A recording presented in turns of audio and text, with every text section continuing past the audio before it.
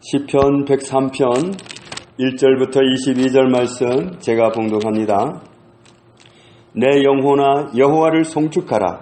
내 속에 있는 것들아 다 그의 거룩한 이름을 송축하라. 내 영혼아 여호와를 송축하며 그의 모든 은택을 잊지 말지어다. 그가 네 모든 죄악을 사하시며 네 모든 병을 고치시며 내 생명을 파멸해서 속량하시고 인자와 긍휼로 관을 씌우시며 좋은 것으로 내 소원을 만족하게 하사 내 청춘을 독수리같이 새롭게 하시는도다. 여호와께서 공의로운 일을 행하시며 억압당하는 모든 자를 위하여 심판하시는도다. 그의 행위를 모세에게 그의 행사를 이스라엘 자손에게 알리셨도다. 여호와는 긍휼이 많으시고 은혜로우시며 노하기를 더디하시고 인자심이 풍부하시도다. 자주 경책하지 아니하시며 노를 영원히 품지 아니하시리로다.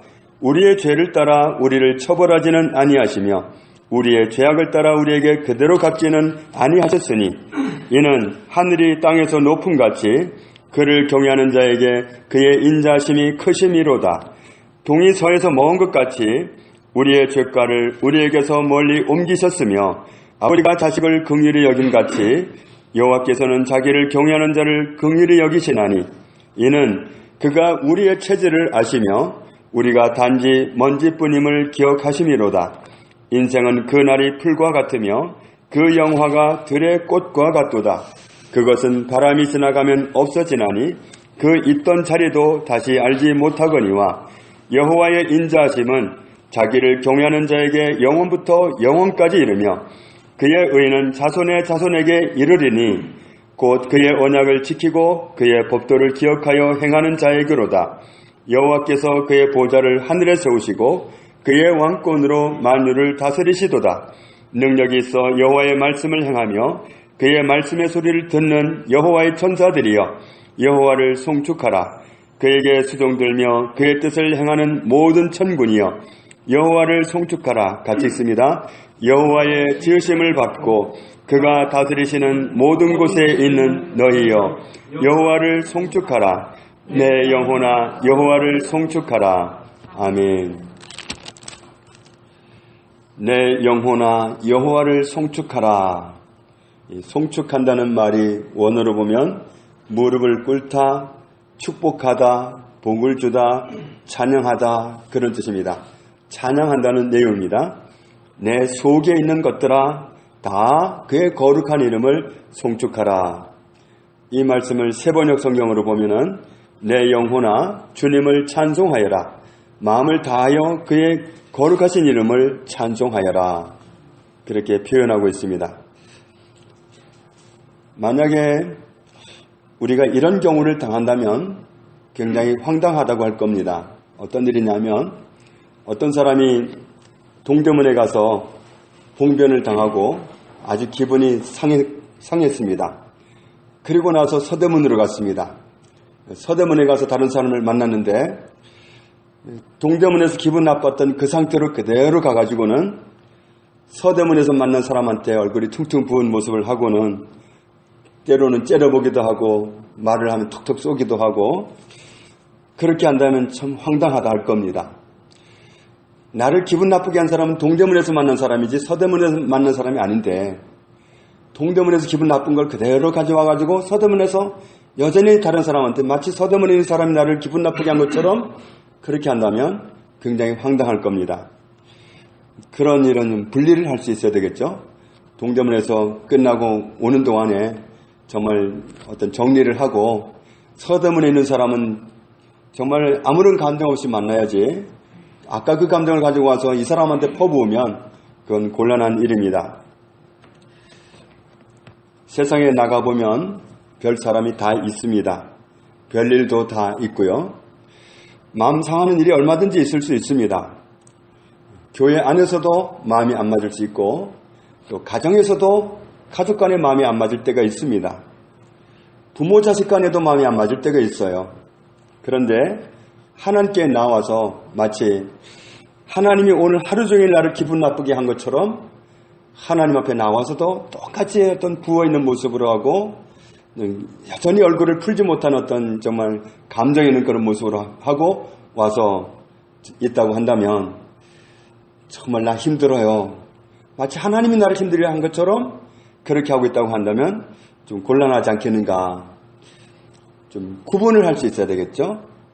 시편 103편은 다윗의 노래고 다윗의 기도입니다. 다윗은 하나님 앞에서 이렇게 고백하고 있습니다. 내 영혼아 여호와를 찬양하라. 내 속에 있는 모든 것들아 다 하나님의 거룩하신 이름을 찬양하라. 자기 자신을 향해서 하나님을 그렇게 노래하고 있습니다. 분리시킬 줄 알아야 됩니다. 세상에서 세상형에 휘둘리는 사람이 나를 힘들게 할 수도 있어요. 세상에 나가서 살다 보면. 그래서 내가 마음고생을 했다 하더라도 하나님 앞에 나왔을 때는 하나님은 나를 어떻게 하셨는가, 하나님은 나를 어떻게 대우하시는 분인가, 이렇게 생각을 해가지고 분리를 시켜야 되는데 분리를 시키지 않다면 좀 곤란하죠. 다윗도 힘든 일이 많았던 사람입니다. 하지만 하나님이 나를 힘들게 했다는 생각을 안 했습니다. 하나님 나를 힘들게 한 게 아니죠. 사단의 영에 휘둘리는 사람이 자기를 힘들게 한 거지 하나님이 다윗을 힘들게 한 게 아닙니다. 그렇다면 다윗에게만 그런가? 우리가 다 마찬가지예요. 하나님은 사람을 힘들게 하는 분이 아닙니다. 나를 힘들게 했다는 것은 사단이 자기가 휘두를 수 있는 사람을 통해서 사단이 나를 힘들게 한 거지 하나님이 나를 힘들게 한 거 아닙니다. 그렇기 때문에 하나님 앞에 나와서 하나님 왜 오늘 날 이렇게 힘들게 했어요? 마치 이런 모습으로 대드는 모습으로 와가지고 뚱한 모습으로 있다고 한다면 이건 경우에 맞지 않는다. 하나님 나에게 어떻게 하셨는가? 우리가 그런 것을 구분해서 정말 다른 사람이 나한테 그랬는지 하나님이 그랬는지 이걸 구분할 줄 알아야 됩니다. 그래서 하나님 앞에 나와서는 하나님 나에게 어떻게 하시는 분인가? 하나님은 근본적으로 어떤 분인가? 이 분리된 생각을 가지고 하나님을 어떻게 섬겨야 되는지를 생각할 수 있어야 됩니다. 하나님은 사랑입니다. 하나님이 어떤 분이냐? 한마디로 말하면 하나님은 사랑입니다. 정말 요즘 구약 성경을 읽으면서 정말 다시금 그렇게 깊이 와닿는 게 뭐냐 하면 전라도 말로 하면 정말 하나님은 속없다. 그렇게 말 안 듣고 그렇게 참선지자를 통해서 정말 타일러도 듣지를 않아요. 예레미야를 통해서 에스겔을 통해서 이사야를 통해서 그렇게 돌아오라고 하고 호세아를 통해서 돌아오라 하고 그렇게 말해도 안 들어요.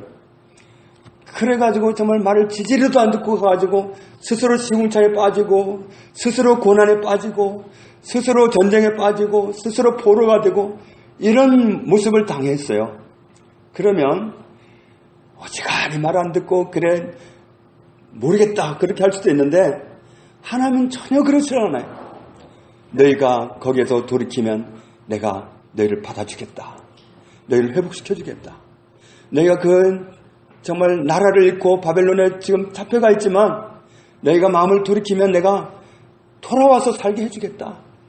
하나님이 여전히 속이 없어요. 내가 너희한테 얼마나 내가 분노를 품고 있는지 아느냐? 내가 잘못한 거 한번 읊어볼까? 하나님은 그런 게 하나도 없어요. 그냥 내가 마음만 바꾼다면 내가 언제라도 돌아오게 하겠다. 하나님은 언제나 받아줄 마음을 가지고 늘 고면하시는 거예요. 하나님은 정말로 사랑이십니다. 하나님은 긍휼이십니다. 정말 속없는 하나님이십니다. 시편 103편 2절에 보면 내 영혼아 여호와를 송축하며 그의 모든 무엇을 잊지 말지어다. 은택을 잊지 말지어다. 원어로 보면 은혜입니다. 내 영혼아 여호와를 찬양하고 하나님이 나에게 베푸신 모든 은혜를 잊지 말지어다. 하나님은 얼마나 큰 은혜를 베풀어 주셨는지 그 은혜를 떠올리기 시작하면 정말 우리는 수를 헤아릴 수가 없습니다. 하나님이 나에게 베푸신 은혜가 뭘까? 내가 받은 축복이 뭘까? 그걸 생각하려고 한다면 꼬리를 물고 정말 하나님이 베푸신 은혜는 한도 끝도 없습니다. 하나님이 베푸신 은혜를 잊지 말지어다. 3절에 어떤 은혜를 베푸셨는가 하면은 하나님께서는 너의 모든 죄악을 사하셨다. 모든 죄악을 용서하셨다. 하나님은 정말 부분적으로 용서하시지 않았어요. 하나님의 용서는 전부 다예요. 전부 다. 통째로 다 용서하는 겁니다. 모든 죄악을 사하시고 그리고 병도 고쳐주셨는데 내 무슨 병을 고치셨다고 그랬죠? 내 큰 병을 고쳐주시고 너의 작은 병을 고쳐주시고 너의 몇 가지 병을 고쳐주시고가 아니라 너의 모든 병을 고치시며 하나님은 모든 병을 고치십니다. 하나님이 이렇게 은혜를 베푸셨습니다. 4절에 보면 내 생명을 파멸해서 속량하시고, 이 파멸이라는 말이 원어로는 구덩이입니다. 구덩이에 빠졌는데 못 나옵니다.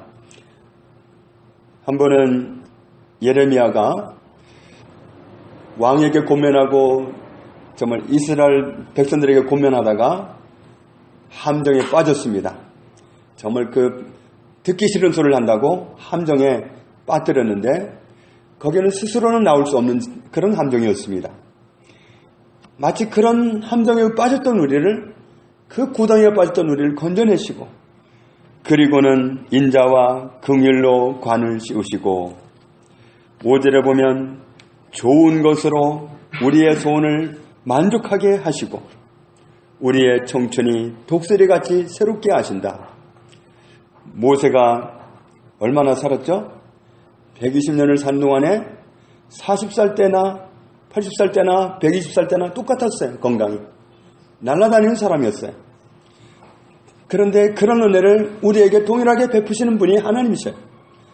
너의 청춘을 독수리같이 새롭게 하신다. 독수리는 정말 오래 사는 동물 중에 하나입니다. 그런데 그냥 계속해서 오래 사는 게 아니라 몇십 년을 살면 이 부리가 휘어져 버리고 발톱도 휘어버리고 날개는 무거워지고 그러면 날지도 못하고 이건 내 살을 파고 부리도 이게 쓸모가 없어집니다. 그러면 정말 이 독수리가 새로 거듭나기 위해서 아주 외진 바위로 갑니다. 거기에서 이 독수리가 정말 이 부리를 갖다가 바위에다 찢습니다. 찧어가지고 부리가 깨져나가면 새로운 부리가 나옵니다. 그럼 새로운 부리가 나오면 힘이 있습니다. 그리고 이 발톱을 다 뽑아버립니다. 정말 이렇게 휘어가지고 쓸모없는 발톱을 뽑아버리고 그리고 그 무거운 날개도 자기가 다 뽑아버립니다. 그러면 새롭게 다 나요. 그럼 그 독수리가 청춘이 되는 겁니다. 그러면 지금까지의 경력에다가 정말 새로운 청춘을 맞이했으니까 그런 독수리를 누가 당하겠어요? 정말 자기 부리를 깨뜨려가면서 자기 발톱을 뽑아가면서 날개를 다 뽑아가면서 그렇게 자기를 새롭게 만든 독수리가 얼마나 정말 맹독성을 가진 그런 독수리가 되겠어요? 그렇게 독수리가 새로 태어나는 그런 시기가 있습니다. 그러면 그 독수리는 지금까지 살아온 만큼 또 살아요. 그래서 독수리가 오래 사는 거거든요. 그런데 하나님이 우리에게 그렇게 하신다. 독수리가 어느 정도 살았다가 그 나이가 지나면 정말 더 이상 힘을 쓸 수가 없는데 그런 과정을 통해서 새로운 독수리가 되는 것처럼 하나님 우리가 나이를 먹으면 이게 정말 모든 게 쇠하여지고 그냥 지팡이 다 짚어야 되고 그냥 눈 다 안 보여야 되고 다 그냥 여기 아파요 저기 아파요 그리고 날마다 병원 드나들고 날마다 뭐 어디 한의원 가야 되고 이런 게 아니라 하나님은 독수리처럼 그렇게 새롭게 하시는 약속을 우리에게 주셨어요. 그래서 우리가 이런 말씀을 나의 것으로 붙잡으면 이것이 내 것이 됩니다. 하나님은 그런 은혜를 독수리한테도 주시는데 우리를 위해서 아들까지 주신 분인데 왜 그런 은혜를 안 주시겠어요? 독수리같이 너의 청춘을 새롭게 하시는도다. 하나님이 베푸시는 은혜를 우리가 안 챙겨서 그렇지 챙기기 시작하면 정말 너무 은혜가 많습니다. 그 은혜는 한도 끝도 없어요. 그런 은혜를 생각하면 정말 우리가 할 일이 뭐겠어요? 하나님 향해서 감사밖에는 할 일이 없습니다. 6절 말씀에 여호와께서 공의로운 일을 행하시고 억압당하는 모든 자를 위해서 심판하시고 억울한 일을 당하는 사람들이 있습니다. 정말 우리가 그런 어려운 일을 황당한 일을 당하고 정말 그러면 얼마나 속상하겠어요. 그러나 아무도 내가 억울한 일을 당할 때 도와줄 사람이 없다 할지라도 괜찮습니다. 하나님이 정확하게 심판하십니다. 세상이 심판하지 않으면 하나님이 심판하십니다. 반드시 심판받게 되어 있습니다. 그러니까 억울해할 필요도 없어요. 하나님이 다 알아 하실 거니까. 그래서 하나님께 맡기라는 거예요. 누가 나를 너무 힘들게 하면 하나님께 맡기라는 거예요. 알아서 하신다니까. 우리한테 심판할 자격을 안 줬어요. 내가 심판하면 정말 내가 화나고 열받고 스트레스 받고 그러면 내가 병납니다. 내가 죽습니다. 너무 심하게 스트레스를 받으면 내가 암병 걸리고 내가 죽어요. 그런데 그럴 때 그런 것을 정말 하나님께 그냥 넘겨버리고 하나님이 다 갚으신다. 나는 내가 안 한다. 그러고 떨어버리면 나는 건강하고요. 하나님은 정확하게 공의롭게 심판하십니다. 그래서 우리가 정말 억울한 일을 당한다 할지라도 하나님이 다 하신다고 하나님께서는 맡깁니다 하고 넘기면 가장 좋습니다. 7절 말씀에 보면 하나님께서는 그런 일을 행하시는 분이라는 사실을 모세에게도 알리셨고 이스라엘 자손에게도 알리셨습니다. 8절을 같이 읽습니다. 여호와는 긍휼이 많으시고 은혜로우시며 노하기를 더디하시고 인자하심이 풍부하시도다. 하나님은 긍휼이 많으십니다. 은혜로우신 분이고 노하기를 더디하시는 분이고 인자하심이 풍부하십니다. 정말 성질 급한 사람이 파리 잡듯이 파리만 보면 파리채 들고 잡으려고 하듯이 하나님 우리에게 그렇게 진노하지 않습니다. 하나님 오래 참으시는 분입니다. 참고 정말 잘못한 거 그렇게 보면서도 회개해라. 내가 다 용서해 주겠다. 내가 회복시켜 주겠다. 그렇게 하나님이 다가오십니다. 9절 말씀에 자주 경책하지 아니하시고 노를 영원히 품지 아니하시리로다. 10절 같이 있습니다. 우리의 죄를 따라 우리를 처벌하지는 아니하시며 우리의 죄악을 따라 우리에게 그대로 갚지는 아니하셨으니 우리가 죄 짓는 거 보고 그대로 하지 않습니다. 우리가 잘못하는 거 보고 그때그때 갚지 않습니다. 하나님이 얼마나 참아주시는지 모릅니다. 얼마나 봐주시는지 모릅니다. 얼마나 우리에게 관대를 베푸시는지 모릅니다. 하나님은 그렇게 우리에게 은혜를 베푸시는 분이십니다. 11절 말씀에 보면 이는 하늘이 땅에서 높음같이 그를 경외하는 자에게 그의 인자하심이 크심이로다. 12절 같이 있습니다. 동이 서에서 먼 것 같이 우리의 죄과를 우리에게서 멀리 옮기셨으며 아멘. 동은 서에서 멉니다. 그것과 마찬가지로 우리의 죄과를 우리에게서 멀리 옮기셨으며 하나님 우리를 벌하기를 원치 않습니다. 우리가 잘못하지만 잘못하는 걸 벌하려고 원하지 않습니다. 하나님이 아들을 보내신 것은 심판하려 함이 아니라 구원하려 함이라. 심판하려고 아들을 보낸 게 아니에요. 죄 지은 사람에게 하나님이 오시는 건 심판이에요. 그런데 하나님의 아들이 오신 게 심판이 아니라는 거예요. 살리려고 구원하려고 보내셨다는 거예요. 하나님 우리의 죄를 따라서 우리를 벌하지 않습니다. 우리의 죄과를 우리에게서 멀리 옮기셨다.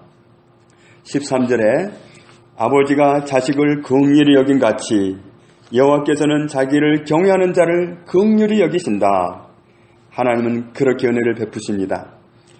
14절부터 보면은 이는 그가 우리의 체질을 아시며 우리가 단지 먼지뿐임을 기억하심이로다. 인생은 그날이 풀과 같으며 그 영화가 들의 꽃과 같도다. 그것은 바람이 지나가면 없어지나니 그 있던 자리도 다시 알지 못하거니와. 하나님 우리를 진노하시면 우리는 죽어요. 죽으면 끝입니다. 영원히 끝입니다. 하나님은 그런 존재라는 사실을 알기 때문에 우리에게 은혜를 베푸시는 거예요. 버려버리면 우리가 없어져 버리면 다시는 돌아올 수 없기 때문에 그런 존재라는 사실을 아시기 때문에 우리에게 당장 심판하지 않으시고 오래 참아주시고 긍휼을 베푸시고 우리의 죄가를 멀리 옮겨버리시고 한없이 우리를 받아주시고 품어주시는 하나님이십니다. 하나님은 우리에게 얼마나 은혜를 베푸셨는지 17절 말씀에 보면 여호와의 인자하심은 자기를 경외하는 자에게 영원부터 영원까지 이르며 그의 의는 자손의 자손에게 이르리니. 우리가 하나님을 섬기면 우리 자손에게 대대로 영원히 은혜를 베푸시는 분이 하나님이십니다. 하나님은 우리에게 얼마나 큰 은혜를 베푸시는지 정말 놀라운 사랑의 하나님이십니다. 22절 말씀 같이 읽습니다. 여호와의 지으심을 받고 그가 다스리시는 모든 곳에 있는 너희여 여호와를 송축하라. 내 영혼아 여호와를 송축하라. 아멘. 하나님의 지으심을 받은 사람아, 하나님이 다스리시는 영역에 있는 모든 사람아, 하나님을 찬양하라. 내 영혼아 여호와를 찬양하라. 하나님께 우리가 찬양하는 것이 맞습니다. 시편 147편 1절에 할렐루야 우리 하나님을 찬양하는 일이 선함이요 찬송하는 일이 아름답고 마땅하도다. 우리는 하나님이 나에게 어떻게 하신 것만 생각한다면 찬양하는 게 맞습니다. 정말 하나님 앞에 나와가지고 하나님이 나를 종일 힘들게 하고 하나님이 이날릴 때까지 나를 힘들게 한 것처럼 볼멘못으로 온다는 것은 합당하지가 않습니다. 찬양하는 게 맞습니다. 나에게 베푸신 은혜를 헤아리고 정말 한없이 참아주시고 받아주시고 이날 때까지 나를 은혜로 인도하신 하나님, 우리가 받은 은혜를 생각한다면 하나님께 찬양하는 것이 맞습니다. 살아있는 사람은 숨을 쉽니다. 그런데 영이 살아있는 사람의 특징이 있습니다. 육신이 살아있는 사람의 특징은 숨을 쉰다는 거라면 영이 살아있는 사람을 보면 그 사람은 감사하는 사람입니다. 자꾸 감사해요. 그렇다고 해서 살아가는 삶이 남다른가 하면 그렇지 않은 사람도 의외로 많아요. 별로 감사할 게 없는 것 같은데 감사해요. 별로 흥이 날 거 없는 것 같은데 찬송해요. 콧노래를 하고 찬양하고. 그런데 생활 속에 가서 보면 따지고 보면 그다지 그렇게 찬양할 만한 게 없는 것 같아. 그런데 뭐냐 하면 하나님이 나에게 베푸신 은혜를 알기 때문에 그래요. 그러니까 영이 살아있으니까 베푸신 은혜가 얼마나 큰지. 정말 이런 환경에 이렇게 낮아지고 이렇게 작아진 환경에 있으면 나를 누가 거듭떠 보는가. 그런데 하나님이 나와 함께 해주시고 하나님이 나를 사랑하시고 내가 기도하면 들으시고 내가 찬양하면 받으시고 나를 이렇게 사랑하시는 하나님 너무도 감사하고 그래서 감사하고 그래서 찬양이 나오고 그래서 하나님을 향해서 그저 감사. 이게 살아있는 사람의 모습이에요. 영이 살아있는 사람은 자꾸 감사해요. 자꾸 찬양을 해요. 노래를 잘해서가 아니라 노래를 못할 망정 자꾸만 찬양을 해요. 그게 영이 산 사람의 특징입니다. 내가 감사가 나오지 않는 건 내 영이 뭔가에 눌려있는 모습이에요. 영이 산 사람은 자꾸 찬양합니다. 영이 자유를 얻은 사람은 찬양해요. 살아가는 환경도 아무것도 문제가 안 돼요. 그런데 그게 회복이 안 되면 환경도 문제가 되고요. 사람도 문제가 되고요. 이것도 걸리고 저것도 걸리고 저 사람도 걸리고 이 사람도 걸리고 다 걸려. 웬만하면 다 못마땅하고 내 마음에 안 들어요.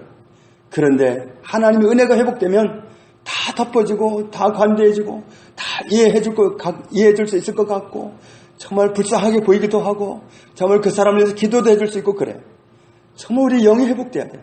내가 받은 은혜가 무엇인지 하나님이 나에게 어떤 은혜를 베푸셨는지 이 사실을 아는 그 은혜가 있다면 우리는 늘 찬양할 수밖에 없습니다.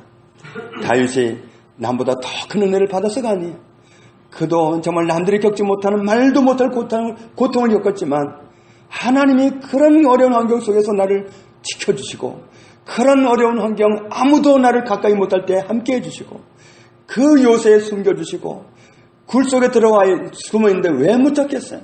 도간에 던진데 하나님은 도리어 그 사람을 위협할 수 있는 자리에 세워주시고 그 하나님의 은혜를 생각하면 감사밖에 할 게 없어요. 그러니까 그 베푸신 은혜를 생각하고 다윗은 늘 감사하는 거예요. 그게 영이 살아있는 사람의 모습입니다. 골로새서 4장 2절에 이렇게 권면하십니다. 기도를 계속하고 감사함으로 깨어 있으라. 영이 깨어있는 사람은 감사합니다. 내가 오늘 감사할 수 없다면 하나님 앞에 눈을 딱 감았는데 감사가 저절로 막 솟구치지 않는다면 내가 깨어나야 됩니다. 뭔가가 나를 누르고 있는 거예요. 뭔가가 누르고 있는 그 누름을 제껴야 돼요. 하나님이 나를 누르는 게 아니에요. 하나님은 온갖 자유를 다 주셨어요. 예수 그리스도 안에서 자유를 주셨고 경제며 모든 건강이며 다 주셨어요.